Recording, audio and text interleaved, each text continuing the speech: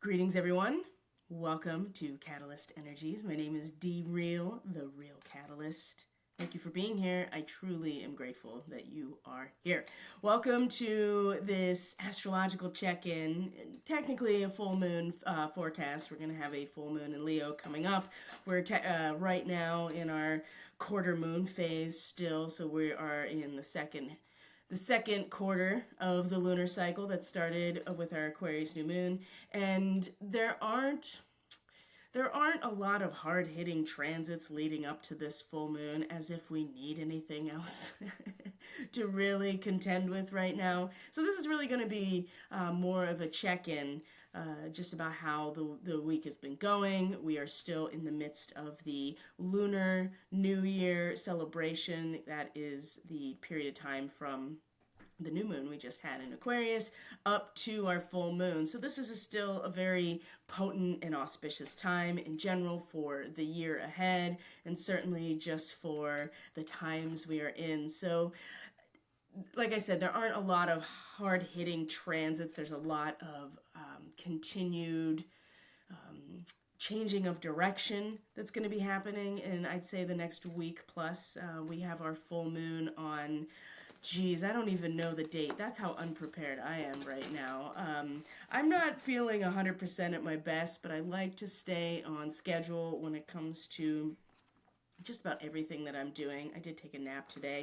Round 2 of whatever this upper respiratory nonsense is, it's not nearly as bad as the first time around, which was in early January. And I learned how to fly it during that situation. So I know exactly how to target things now, and it's not nearly as bad. But I'm definitely not feeling at my best, but I feel like I can give this transmission just as successfully. So, and for those of you who have been here, I'm going to put my glasses on actually, just to protect myself on all levels. I pretty much wear these blue blockers now whenever I look at any type of LED screen, any type, the phone, the computer. Our TV is a smart TV, it's a plasma TV, so any artificial blue light that I may be exposed to, I'm doing my best to protect myself, and it has made a huge difference, I have to say. So anyway, but any of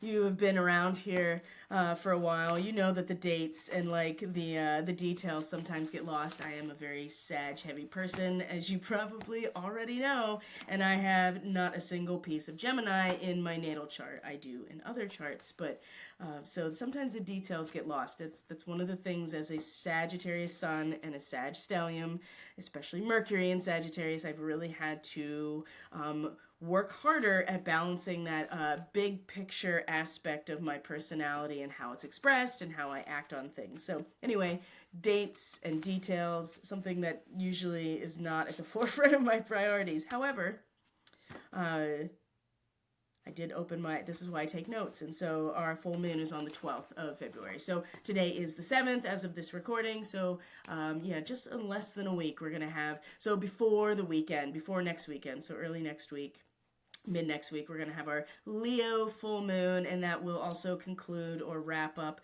the celebration for the Lunar or Chinese New Year. So we are in the year of the snake. If you haven't already checked out the collaboration of Sacred Sound and a Divine Astrology that I did with Kiana the Cosmic Priestess, that's on my channel. It's under lives. We did a live stream, so you can check that out and get a lot more information and just some beautiful Sacred Sound and channeling from Kiana just about the year ahead for all of us in terms of this year of the snake. So, boy, did we not talk about how February was going to be lit? I mean, I know I've been talking about it since the last eclipse cycle, which, by the way, we're about to come into eclipse season in mid-March. Before we even get into the equinox energies, it's going to be a week out that we're going to have it's like the equinox is going to be in the middle. The eclipses are going to be sandwiching the spring or the March, the vernal equinox. So it's not spring everywhere on this planet. So I want to be balanced about the way I present that information. But the equinox is certainly the same everywhere on the planet. It is that midpoint of balance, right? As the pendulum swings back and forth seasonally, the equinoxes are when we have an equal amount of daylight and not daylight on the planet. And the vernal equinox, actually, a little astro tutorial here, the vernal equinox, that moment is how that is how we measure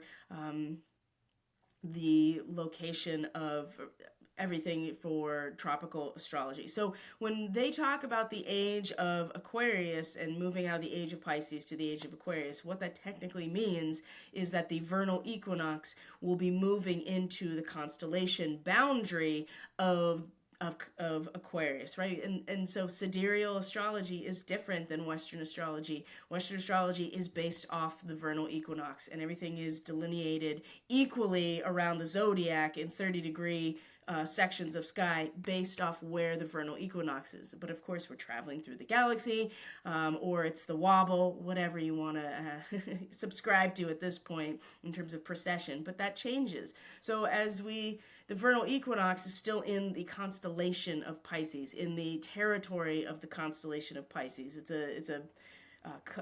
a section of space that has the stars that make up the constellation. So the vernal equinox, that moment, is still facing that from our vantage point. It's in the last 5 degrees of Pisces. So we still have a couple hundred years to go until we get into the age of Aquarius, but we are pretty much there at the dawn of it, right? These last 5 degrees, yeah, they're going to last, 300 to 400 years, 600 years, roughly.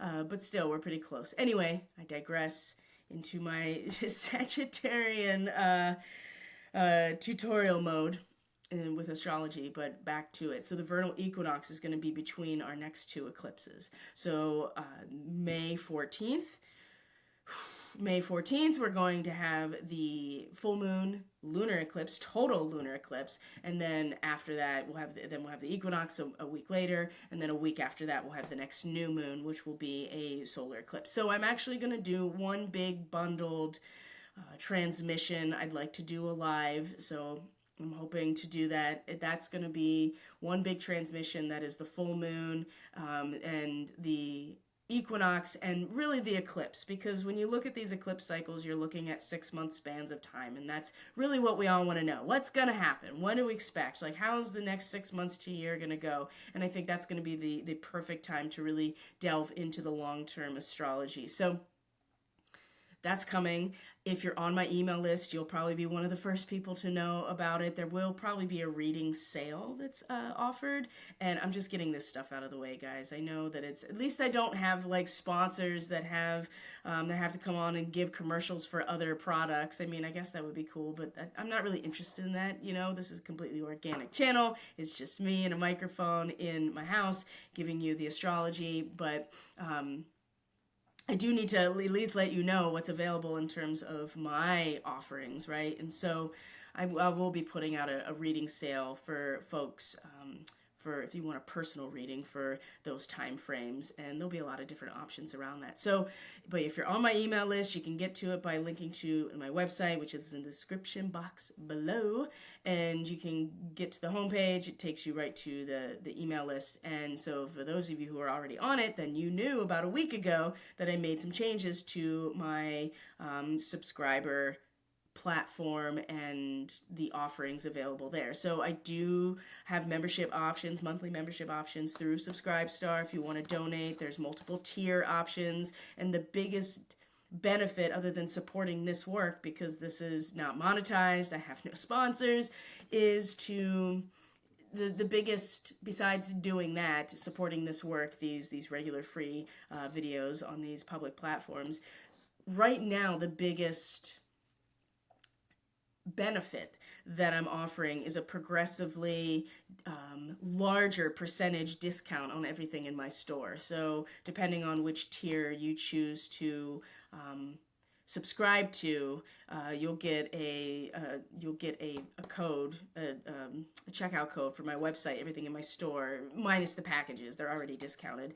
And then as you are donating at higher tiers, that percentage discount gets much bigger. So I'm also open to some ideas about maybe one other benefit that would come out. And I think it's going to be I have some ideas. So I'm curious if you have any ideas. You can always email me. That's also in the description box. Or you could just leave a comment about that and let me know what you think. I have some ideas, but I want to offer one more specific overall benefit to anybody who does monthly subscriptions to support what I'm doing. And it's like basic stuff, right? It supports my website, annual website subscription and my domain name. And it supports, the money that I pay to have a plan to send out mass emails through my website, those types of things. And of course, internet costs money, electric, blah, blah, blah. You know the drill, right? It doesn't keep the lights on. I have a day job where I'm in the trenches with people, working with them in massage and body work. So that is keeping my lights on. But I love this work so much. And it would be, if you want to support it, that's how you can do it. Subscribestar.com, also linked in the description box below. But if you're on my email list, you'll get the discount code or the access to the, I'll only have a few slots for the eclipse forecast, the personal eclipse forecast, and that's an astrological forecast. A lot of intuitive information comes in, and of course, if I'm offering you at any point actual distance energy work, then and there's a lot of intuitive information that comes through with that type of stuff as well. So, okay, I think I have all of the business stuff out of the way of this recording. Oh, it's only 11 minutes in. That's great. So let's get into the astrology here, because that's why you're here, and you want to be like, Dee, what is going to happen? What can I expect in the next week and a half, or the next week to, not even, it's more like, what's today? Today's the 7th. About a week from now. A little less.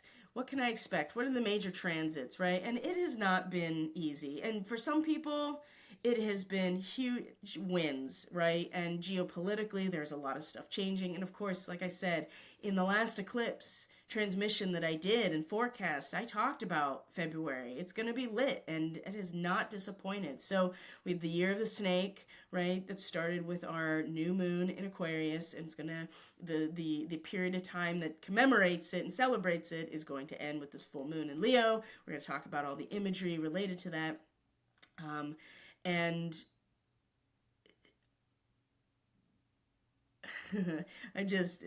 I am personally overwhelmed, and not in a way that I feel like I can't handle it, but there's just a lot of heaviness. And how to use that constructively is a big part of what this particular time period, these 2 weeks, is really about. And seeing what you're truly made of, right? And because what you're made of and your capacity to really be completely energetically and spiritually self-sufficient, intuitively self-sufficient, like your capacity to really understand, what drives you, what brings you joy, what motivates you to be of service and to produce something, whatever it is. And it could be creative, it could be physical, right? Whatever it is.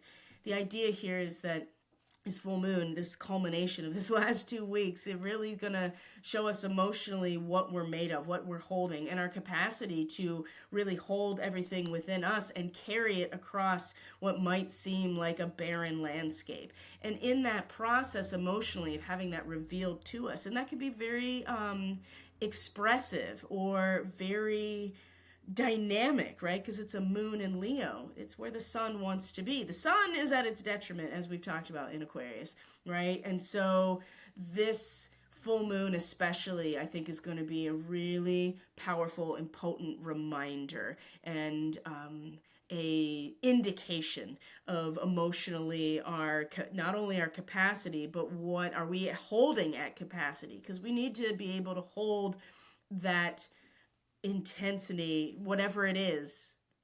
We need to be able to hold it and carry it with us. And through that process, we will find that we are able to, and at the same time, it'll be necessary to transmute our emotional energies into something productive and something that that motivates us and fulfills us and drives us to produce whatever it is we're producing, right? Like I said, projects and creative things, and just, maybe we're on a healing journey, right? We're all on a healing journey all the time, but you know what I mean? And I'm bringing this up because there's going to be a lot of Virgo energy that's about to come into our awareness, and a lot of it has to do with so much Pisces energy being brought, just brought into the picture. And it has been, but it's going to be even more with eclipses coming, right? Because the nodes of the moon now are in Pisces and Virgo. And when you have eclipses, the nodes of the moon are involved. So, of course, I always do a little bit of a review about what that means when I do the eclipse video. So, I know it's been difficult for me, and it's not even anything overt, small disappointments, challenges that are really testing me to be like, okay, there are things that are going to be disappointing because you think you want them, and there's a reason they're not happening, or there is a necessity to bolster. Now, it's kind of like when you get sick, when you can reframe your perspective on that whole scenario from, oh, I'm sick, to, wow, my immune system is getting a huge workout right now. I'm going to support it so that it can do its job and really come through with, getting out of me what is not supposed to be here. And that is across the board here. I just want to make clear that it is, especially with all this Pisces energy, it's not just physical or health related, and I think a lot of people are dealing with that and will continue to deal with that. Whatever's going around is really making the rounds, and it's kind of like, staying in this like whirlpool amongst people. But I also feel like that there's something very bolstering, something that is making our immune systems way more robust, and that is not just immunity and physical. This is definitely energetic. And the thing is that as the exposure of this, not just this lunar cycle, definitely, and I'm going to give you a really good example to kind of wrap your brain around if you really need one. My gosh, it's just everywhere. The exposure of reality, right? When the popularity fades away, when the screen that we're projecting our ideals onto is pulled away or even revealed as a screen, right? You have to see things for what they are. This is this. On the one hand, it's very difficult for people to maybe mentally make sense of this when they've been operating as if that screen is reality. But also, too, oh boy. Well, anyway, we'll let that come back around because it really wasn't a thought that was fully formed yet, and that happens a lot.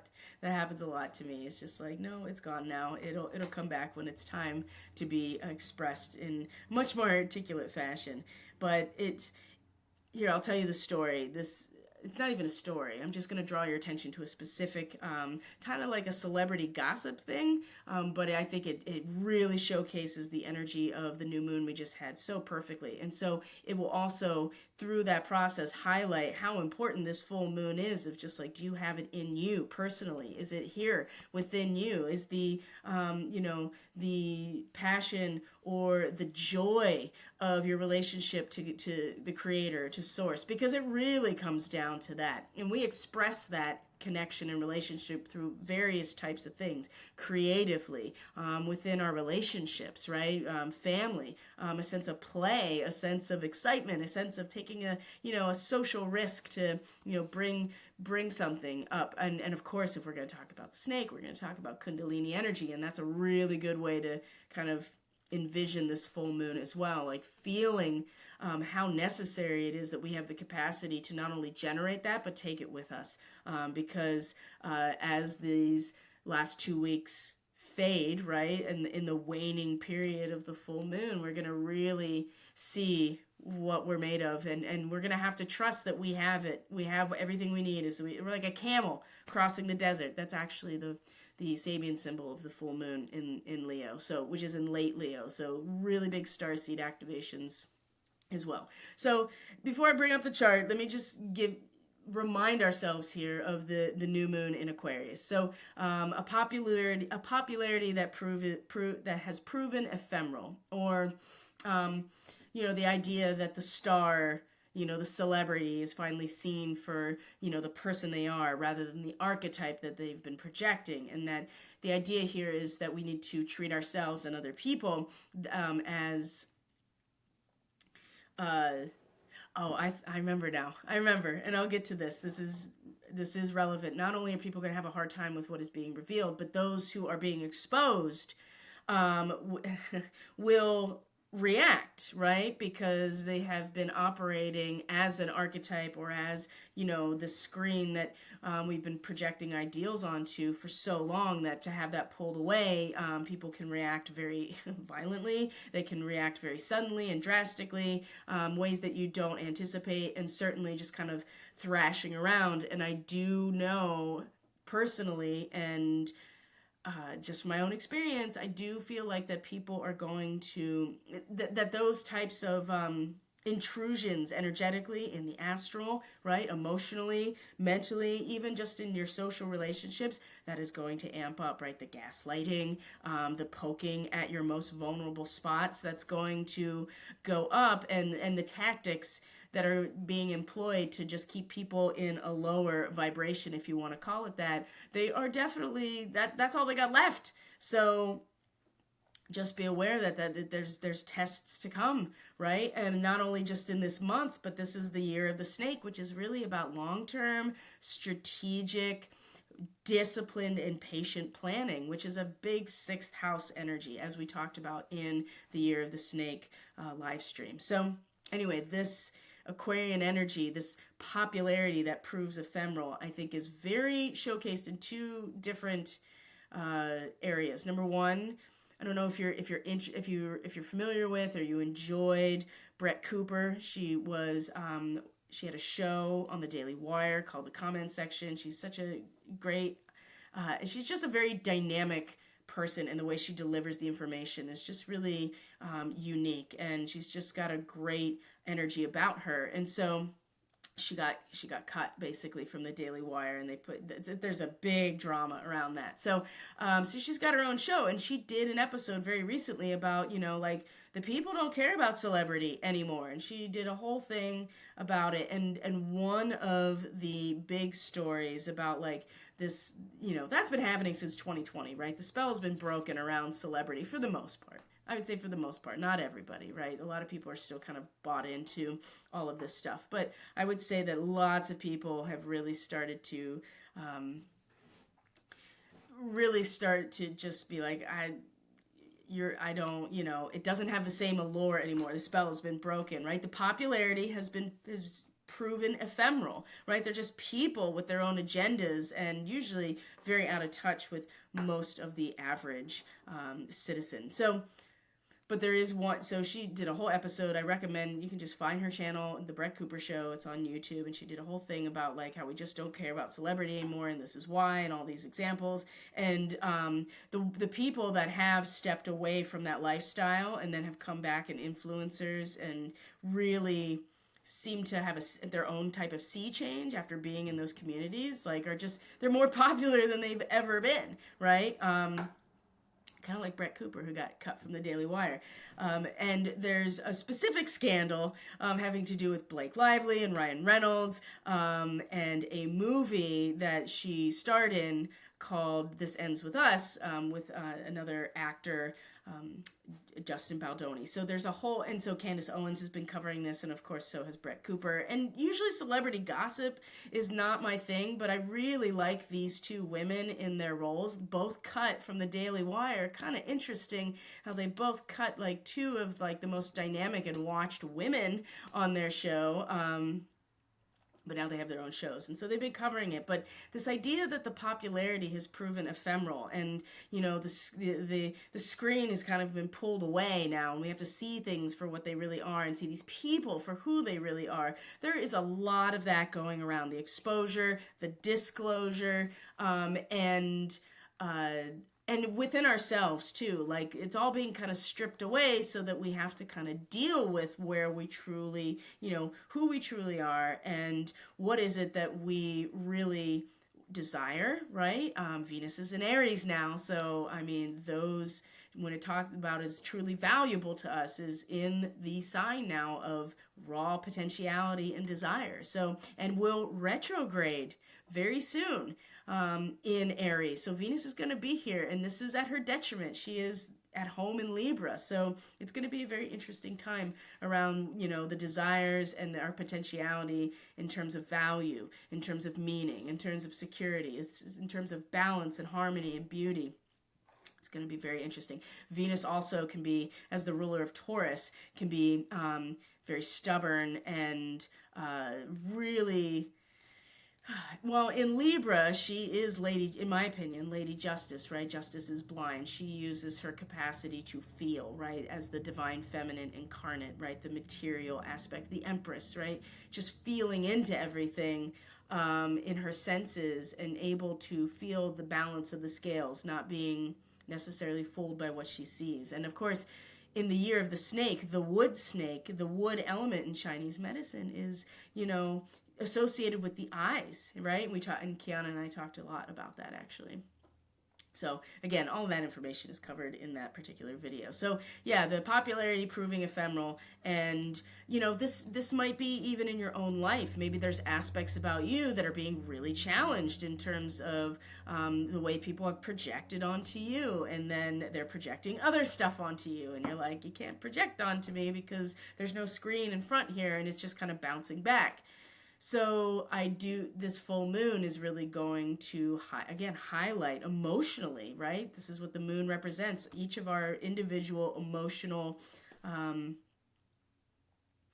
landscape, really, right? Our emotional landscape, our living soul, how we identify at a soul level with this experience in every moment. And these full moons are culminating, right? Things have come to a fruition, and it's now time to harvest and allow things to settle. So there's not a ton of action and spontaneous reaction like there is in the first half of the cycle, which I suspect has been happening for a lot of people, of reacting and like, whoa. Full moon comes and you're like, wow, like I have to cross this barren landscape. I hope I'm full of water, right? Again, and it does. It's a total self-reliance, total independence at an emotional level and a spiritual level. But through that process, I mean, this is part of the transmutation, which has to do with where the sun is in Aquarius. So transmuting of emotional energies, right? Maybe you have to, instead of feeling like a victim, or even if you're like winning big time. I know some people who have just really been struggling for so long have really got some wins very recently. It's just wonderful. And not, it all comes and goes in waves. Some of us are having a better time than others in terms of starseed, light workers, awake people, truthers, whatever you call yourself. So that we can support each other as we go through our ebbs and flows. And everybody's different. Everybody's experience is different. Their soul contracts are different. Their astrology is different. So, but at least we can look at some trends here. So that's what we're going to do. We're going to look at some trends. I'm going to share my screen here. And let's get into what to expect. So let's make sure this is formatted correctly. Okay, it sure is. All right, friends. So here we are. Today is actually the 7th. I brought that up just to, we'll just kind of move forward into the full moon itself, which is going to be the 12th, and then look at just the general major astrological themes moving into our new moon period, which is going to be on the 27th. Now, things are moving fast. That has been talked about for months now, if not longer. The February is just going to be off the hook. So we had a new moon in Aquarius in a T-square with Uranus, newly direct, right? So Uranus going direct is like, it's the spark that's like lighting the fuse here. It is like the reaching 88 miles per hour and you see some serious shit, right? That's Uranus coming direct in conjunction with the Pleiades. So Things are moving quickly. If you are not, being plugged into your own intuitive, direct line is so important, because this is very drastic, or it's unexpected, and it's moving very rapidly. Okay, and the new moon, I'm sorry, was in a square to Uranus, right? And so, that always triggers some sort of major change.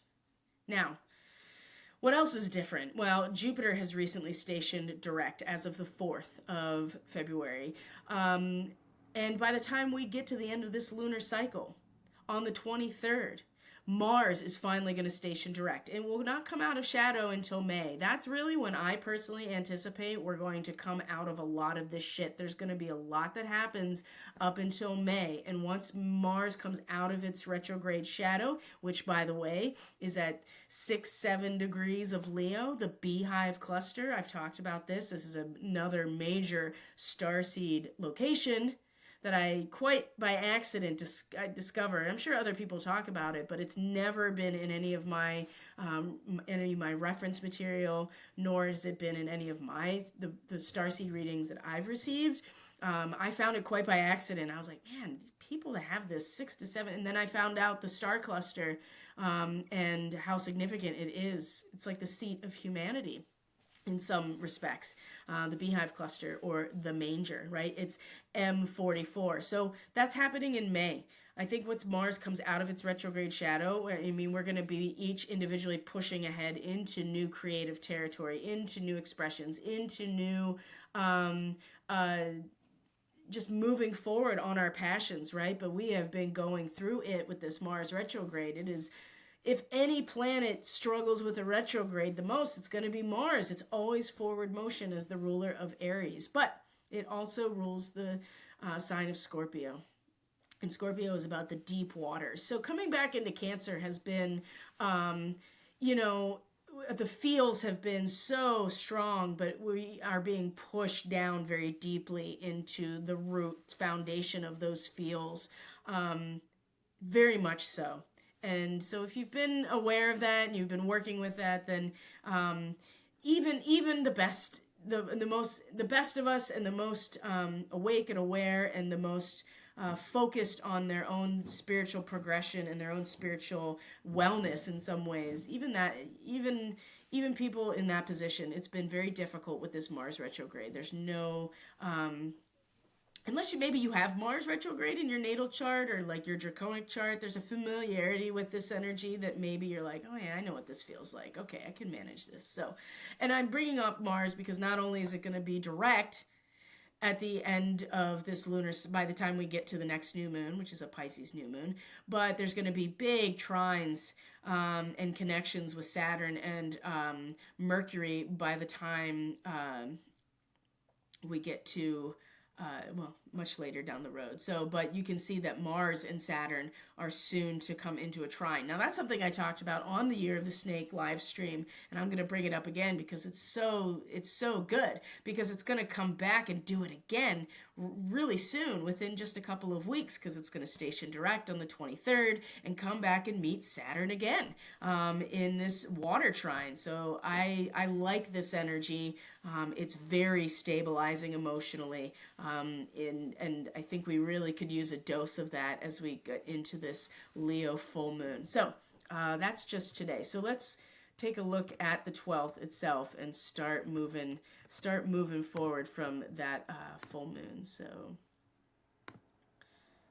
not quite a week, and we can just kind of look here at what's gonna transpire over. Let me actually do this real quick. I'm gonna reformat this so that we can see everything appropriately. I always put where I live as the city as I make this chart, which is Williamsport, Pennsylvania, home of Little League Baseball and the Little League World Series.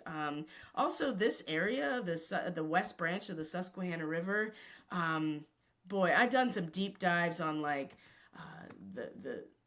the ley lines, the rail lines, the rivers, and the waterways. The fact that the 3 Mile Island is not far from here. I've done a lot of deep dives on that aspect of this area. And boy, oh boy, I knew this area was potent, but when I really started to dig into more of that stuff, I was like, wow. this place. This place, there's something here. There's definitely something going on, a convergence here. Anyway, so here's February 8th, which is tomorrow, which is Saturday. And we'll just kind of go through here the next, and you can see that there's definitely some connections, and you can see that the Saturn Mars trine is really starting to build this weekend. So you're already going to feel to a certain extent what that stability is. And I'm going to do a little bit of a review of what that transit really represents and like what it feels like. We also are going to have a Mercury Cazimi. Oh my gosh, I just like went right over that on the 9th, which is Sunday. So this weekend, you can see that this is building, this Mars trine Saturn. And again, I did talk about this already, and then you have this Cazimi with Mercury and the Sun, this superior conjunction, right? And you can actually go, if you go today on the 7th, if you go today to spaceweather.com, the more official site, not Space Weather News, not Suspicious Observers, but spaceweather.com, they actually have a really great image of the new coronagraph that is being brought online. It's really cool, actually, because the one they've been using is really old. And so they launched a new one and it's coming online very soon.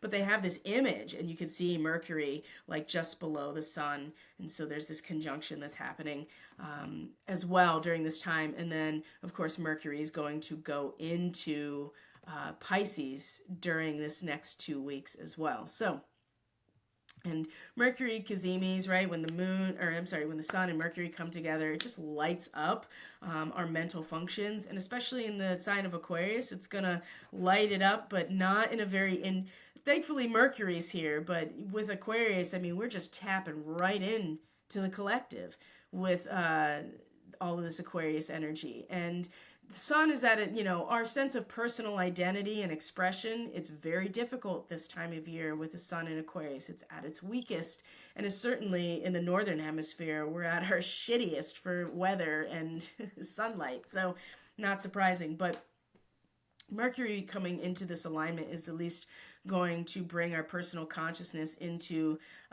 this relationship here, and it really does kind of bring it brightens and injects, I guess I would say, some sort of like kind of mental light bulb, right, that kind of turns on. But it'll really help us. I think it's really going to help us process a lot of things that we just kind of identified with that are collective but haven't really fully personally assimilated quite yet. I think that's what this full moon is really going to allow for all of us, is this personal assimilation of all of these experiences at the collective level that we haven't fully identified with, and then we're going to really identify and bring it in, right? We're gonna integrate it into our personal experience at a soul level with this full moon. So I know it's been hard, but there's really good things coming, and this is just part of the process of the purge, right? And in fact, that's going to be that's going to be coming very soon.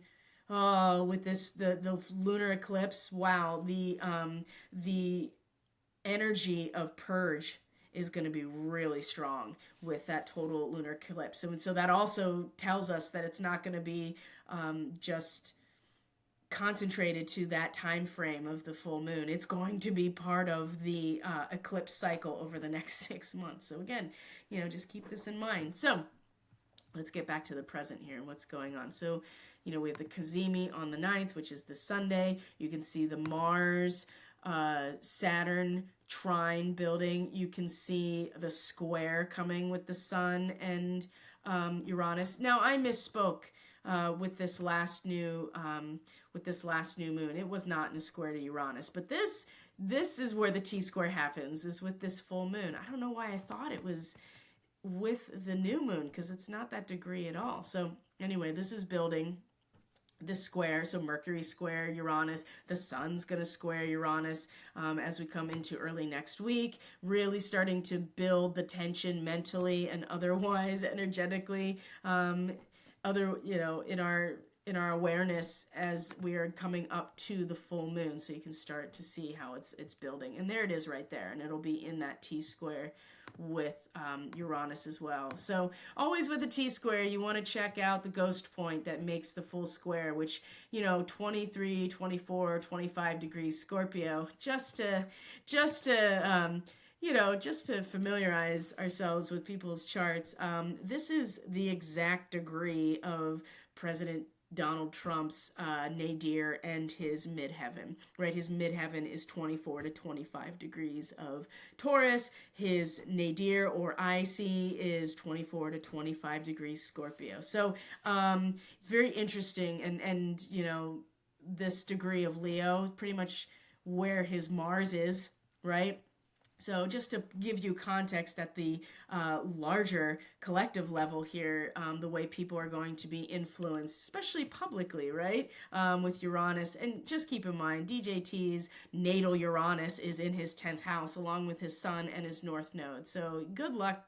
I've always said this, good luck trying to pin him down, right? He is the trickster Heyoka character, I am convinced, based just on that astrology. And it's all in Gemini, right? So, he's ruled by Mercury, be having a sun in Gemini. So anyway, back to the general astrology. So here is the full moon in a T square to Uranus. But let's back up just a tiny bit here and let me pull up some notes here about this Mars in a trine to Saturn, because I have some good notes and I want to even just remind myself, because I need this information too, right, in terms of what's going on. So it is exact on the 9th, the same day as the Mercury conjunction, superior conjunction with the Sun. And this particular conjunction with the Sun is at a degree of Aquarius that really represents the resiliency that we develop under adversity. So I do get a sense that it might be mentally kind of like, whoa, but it also be kind of like an aha moment of just like, oh, the adversity, right? This is our moment to really exercise some courage in the face of something really disappointing. And there's been a lot of that going around, and I can speak from that personally. And stuff that I suspect is coming down the pipeline, but I can't say for sure because it's been very symbolic. But there are things that lead me to a conclusion that I really hope is not the case. But I also am preparing myself for that disappointment and discouragement in order to really be able to move through this time, right? So Mars in a trine to Saturn, just generally, let's take out the fact that it's a water trine, it's Pisces and Cancer. It gives you strength, ambition, and perseverance to take on the hardest of tasks, right? So this moment here on the 9th, before we come into the full moon, if we were to back up this chart here a couple days, like I said, this is on Sunday. This is a day where we really can just, be our own best cheerleader, give ourselves a pep talk, right? Feel that perseverance and that ambition kind of emotionally infuse our lives, and certainly kind of a mental upliftment, even if we feel disillusioned, even if we have this disappointment, because that adversity that we're experiencing is exactly the set of conditions where our resiliency is built, right? And so Sunday brings this like so beautifully into our experience, and it's already building, right? Because it's Friday, but it's going to come exact on this day on Sunday. This is an excellent transit to follow through on something that you're very passionate about. And something of value you have desired for some time is substantial and enduring. So a lot of this information comes from astrologyking.com. He's got great breakdowns of current transits if you know how to search for them. So I don't want to act like these are all my words. I want to give credit where these notes are coming from to kind of like, kickstart my own read on these things, because this is very generalized. So you put in Pisces and Cancer as this energy, and then you put in the degree of Pisces and Cancer. There is a sanctioning of a teaching, of an instruction that's coming with this in a way that like really motivates us and gives us strength and ambition, knowing that what's happening is a sanctioning in some ways, right?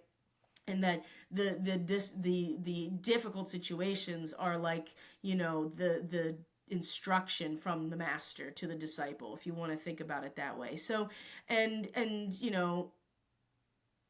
there's a lot of benefit to the relationships that you already have, especially in terms of family, I would say, and intense, and especially in terms of like your immediate family, your home, your marriage, right? Your close spousal relationship, if you have one of those, but also just your family of origin, that which is your chosen family, the people that you are in a tight knit kind of group with, a spiritual community, for instance, right? There's a lot of benefit to those relationships, specifically like because there's an increased sense of loyalty and devotion, right? And you just start becoming more attracted to things that are more committed and long-term relationships and potentials for commitments and things like that, and lasting success, practical results in things like business and finance. And yes, this is very emotional because it's Cancer and Pisces, but it has to do with a feeling of cohesion and belonging and love, right? And a sense of humanity as as one, if we're going to talk about Pisces. But there are some responsibilities, and a sense of leadership and mastery that we have to be willing to listen to, and know that, sometimes the guru puts their, just like any training, any instruction, you go through adversity in order to build that resilience, and that can be applied across the board. So I would say expect that kind of, it might be intense. It's already building, right? But I would say really lean into it and know that trines, those 120-degree angles, are very stable. You don't have to really do much. Now, conjunctions, on the other hand, are very activating. So there might be a mental activation here, with the superior conjunction of the Sun and Mercury. But this trine with Mars and Saturn, that's going to come back when we're really ready to act on it, because Mars is still retrograde. And you see that the moon will be conjunct Mars. Oh boy, it's just gonna infuse, the feels will be so intense and deep around this. And then meeting Mars, we're just gonna have that sense of like real, internal drive, and be motivated by our feelings. Remember, the moon is at home in the sign of Cancer. So that's coming on Sunday, and then we start the week with the squares to Uranus starting to build, right? And so Mercury square Uranus, this is always just like, you feel like you're shorting out, and maybe there's changes to your things like a daily routine and your interactions. I would say, because Mercury is in Aquarius, which is the home sign of, Uranus. Uranus is the transpersonal planet that rules Aquarius. I would say that this won't be nearly as like upsetting to daily routines, but it could be. Honestly, whatever this is that moment where we mentally and in our communication put to constructive use those difficult past experiences. It's not going to be comfortable, right? Because you may have an unsettling feeling. There may be interactions that are upset. There might be nervous tension. You might get upsetting news. And considering that this degree of Aquarius is so close to the full moon, and it has to do with the constructive use of putting our past experiences, as examples for those who are still. So this does also feel like that, many people might find themselves in positions where they are able to, kind of guide people or teach people about the ways that we've had to go through our dark night of the soul, for instance, and that we transmute our own emotional energies from those past experiences. Perhaps we're going to communicate this somehow. Maybe there's just going to be something that comes up that really triggers this, and you're just like, wow, this is like me practicing and the opportunity to put these difficult past experiences, because they're coming up, right? Something I didn't anticipate, or some sort of, unexpected feeling or experience comes about. There are, mishaps that can happen in communication, so just be very clear. Maybe you need to just hold off on saying something. But the positive side, and I'm not saying you avoid things, you might not be able to, but on the positive side, this is an increased ability to view things from a different perspective. And I think that this might be, again, it's not comfortable, but it's also one of those squares that you're like, wow, you can really grow in this moment. even if it's uncomfortable and difficult. And there are breakthroughs that happen with a Mercury square Uranus, especially again with Mercury in Aquarius. I feel like Uranus is really going to benefit from our own personal consciousness being able to access something more than our own thoughts, right? Like connecting into something that is beyond just our individual consciousness, right? The collective. And something that, freedom, Aquarius and the sign of Aquarius, the water bearer, I mean, it's something more than our own personal feelings. We're able to be the container for something, for the Pisces energy, basically, right? For the collective at an energetic and spiritual level. The ideals of society or civilization, or what Aquarius can, is the water bearer itself. So, now anxiety and stress, right? Are coming at the beginning of the week with this square, and maybe you have to alleviate something. Think twice before making bold statements. Maybe you need to double check things. Avoid making spontaneous decisions or agreeing to do things on the spur of the moment, right? Be flexible, be open-minded. These squares can really cause some nervous system amplification and aggravation. Now, the sun's going to square Uranus right after that, because we're coming into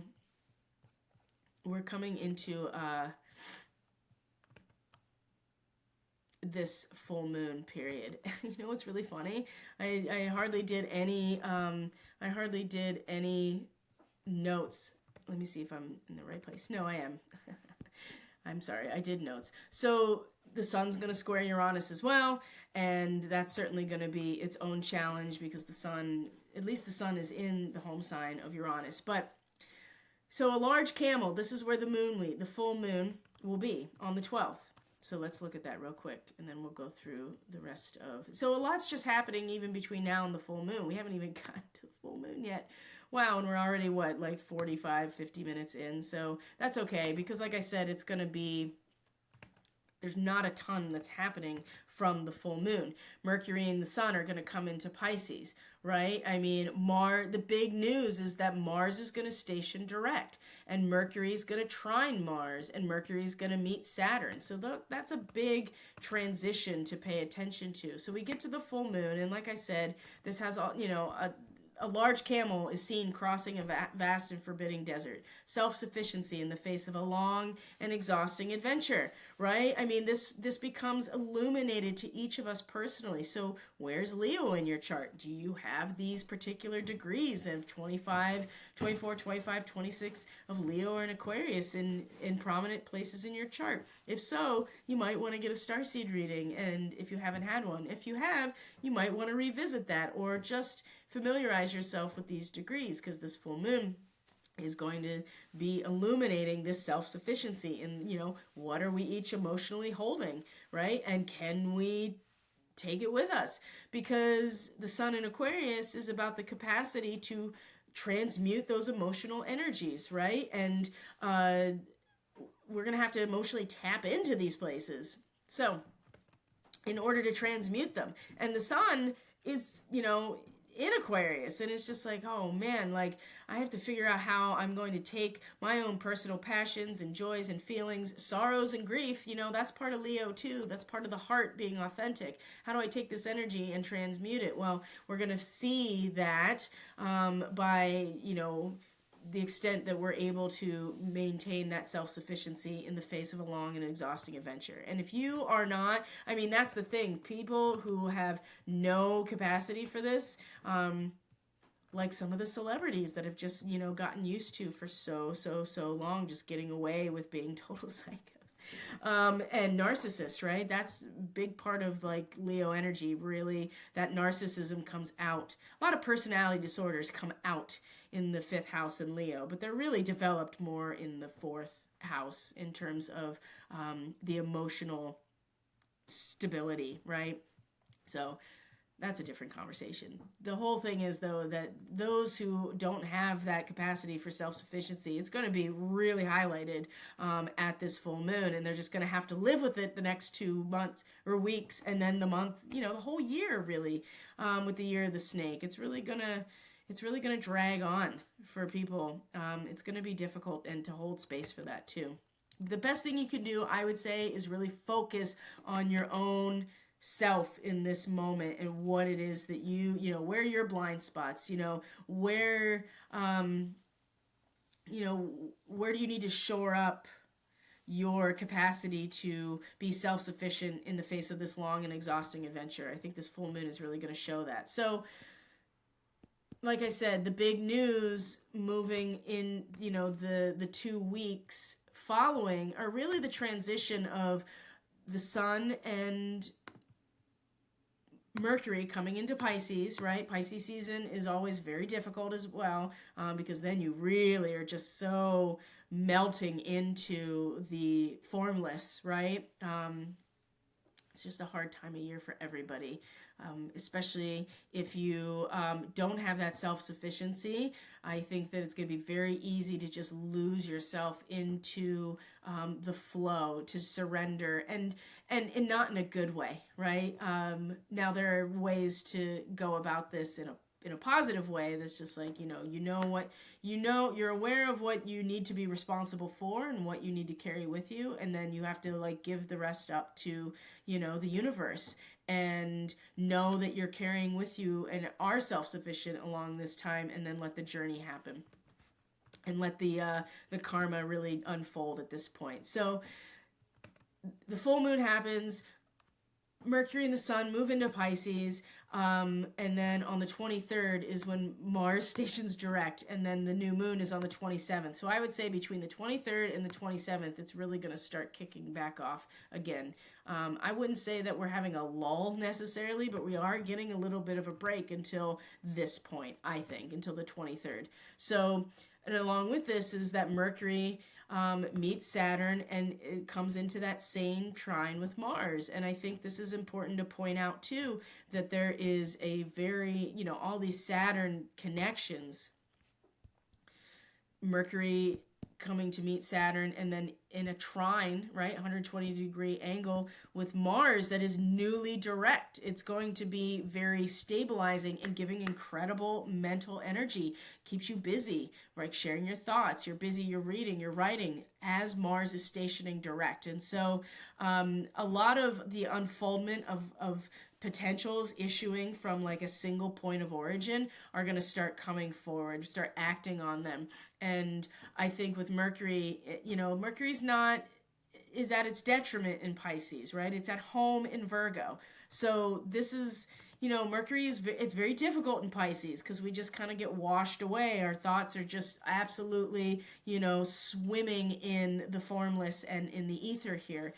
But part of this too is that we can be very inspired at that level, and really be inspired by the muse at this level. And I do see that there is sharp senses and resourcefulness at the emotional level here, and kind of a sense of adventure, right? To give you confidence to take some calculated risks. And I would say even too, to start acting on the potentials that are starting to sprout, right? It's like when you start seeing the germination of your seed, right? And there's all these little, there's a stem, but then there's lots of different leaves that come off of it, and things are starting to unfold. I just feel like that mentally we'll be able to kind of conduct ourselves with all these different areas, kind of like a ringleader in a circus, you know what I mean? And a lot of focus, concentration, confidence in our thoughts, even if they are kind of, watery and formless. It's much more about being able to manage the flow. There's a flow to it rather than a strict, designated sense of data points with Mercury, which is what it wants. But I do feel like there's a flow here. And there's an honest and straightforward communication style. Again, it reminds me of like being a ringleader, going in and managing the flow of this performance or this, event mentally, and being able, and that allows us to kind of act on something that is unfolding, all of the potentials that are unfolding from this one singular idea or this sense of belonging, right? Because we're talking about Cancer and a lot of our feelings, right? It's very forceful, and because now Mars is direct, and the nature of our thinking and in communications means it could be a very good time to defend ourselves, defend your family, defend your loved ones, or really get behind an issue you care about. So there's a lot of confidence with this, with Mercury trine Mars. And then, of course, Mercury meets Saturn and brings a lot of critical thinking, but it has to be applied to something very serious, very challenging, right?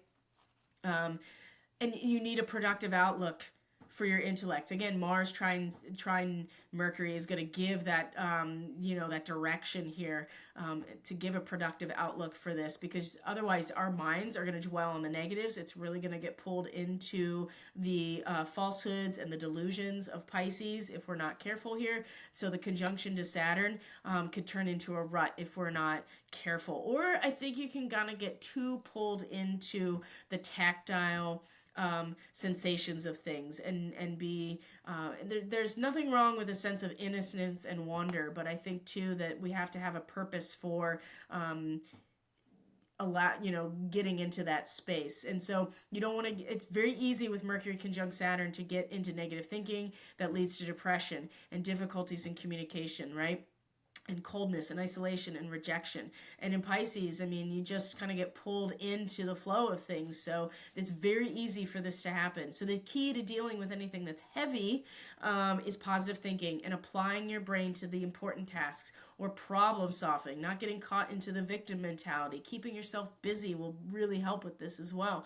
And maybe that keeping yourself busy is like giving yourself some time to really just settle into a sense of hope and a new beginning, right? And, just feeling into the newness that's coming without really, putting any qualifiers on it yet. So this is also a great time for, anything that requires sustained concentration, right? Mercury and Pisces, you just get lost in the flow of it. But Saturn at least gives you that concentration and that patience and a sense of sound judgment, right? Business dealings, paperwork, blah, blah, blah.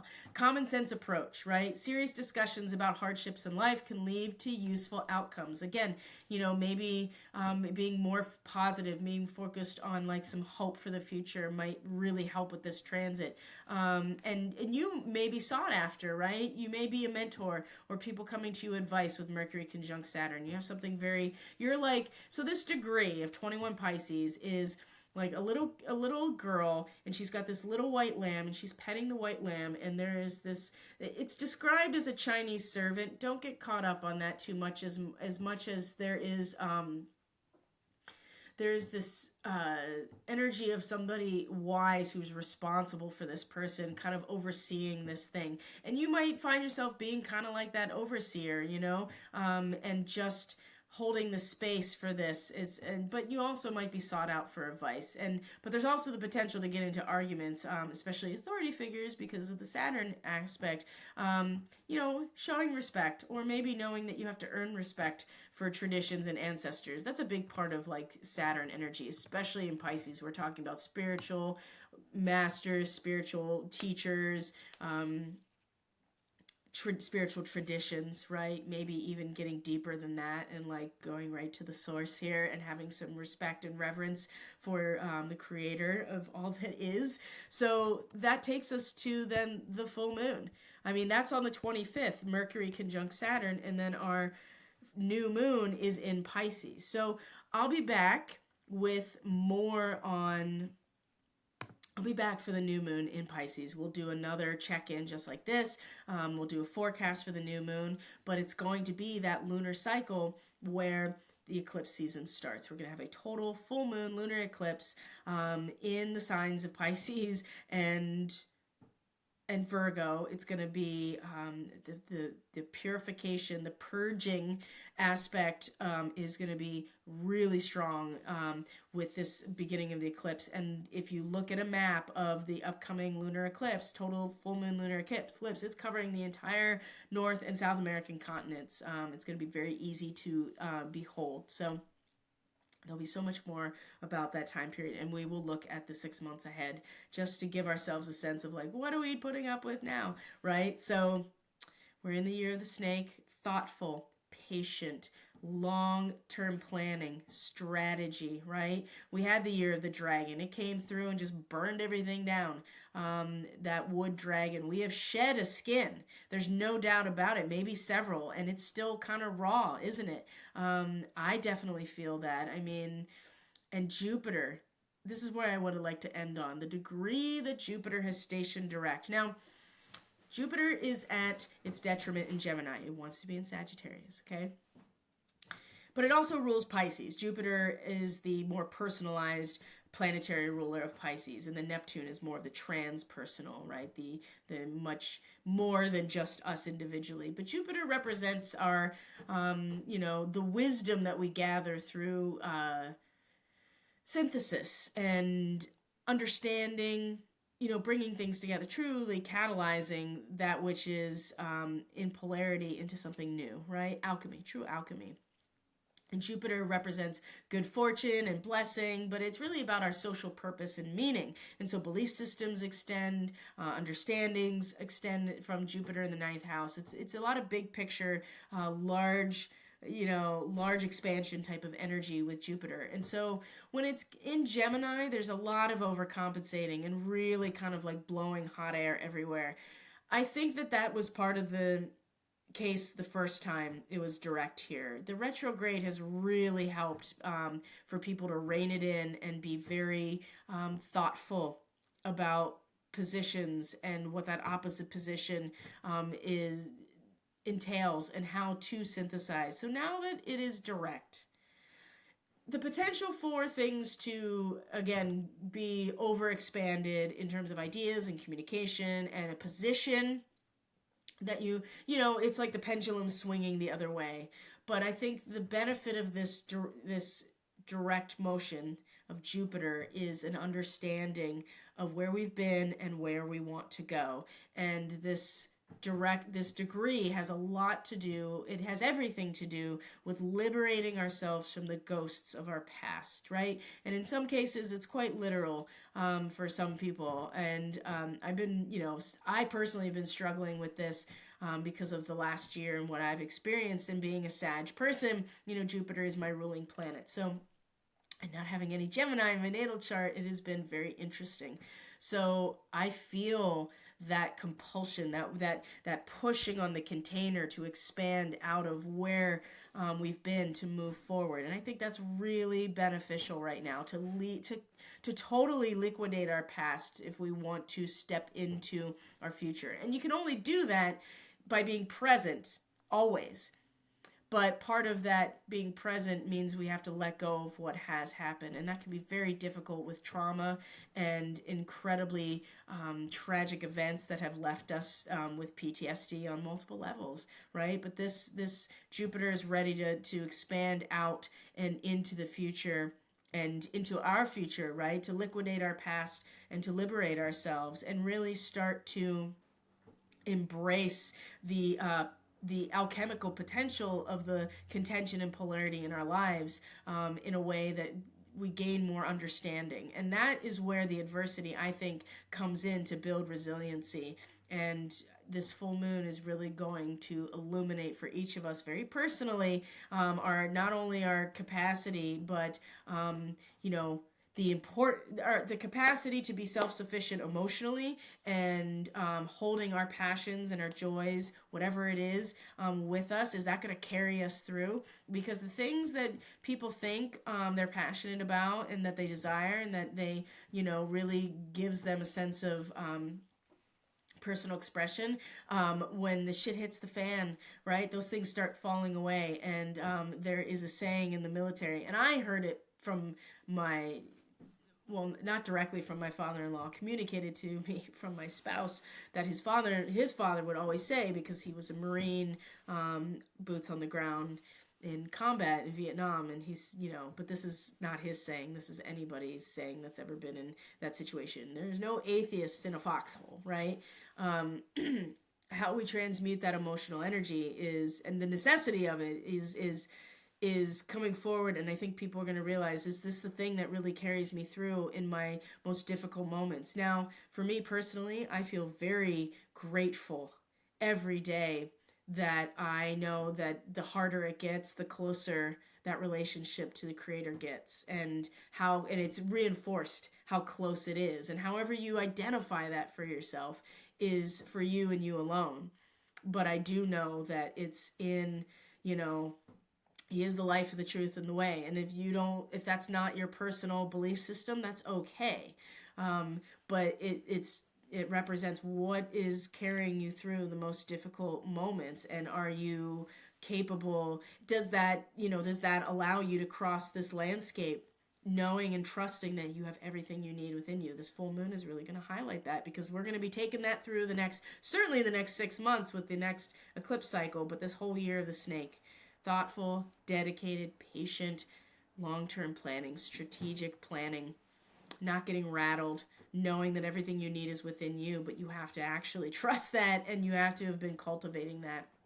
And there might be things that come up that really push that. And there might be other things that come up that you're like, wow, I've been waiting for this like blessing, and I've gone through such shit to get here. And you realize just what you're made of. And it's really awesome. So whatever the case is, take care of yourselves, folks. It's long and exhausting adventure. I wish it was going to be different, and everybody I talk to is like, oh, it's going to break loose and things are going to be great. It's going to be a great year. And I'm not saying that it's not, but boy, oh boy, it is my personal read on things, and certainly what I am seeing in my own intuition, my shamanic journeying, and certainly in the astrology so far, is that we have some rough waters to go through still, and that's where our resiliency is really going to be developed. So have fun with the full moon, everyone.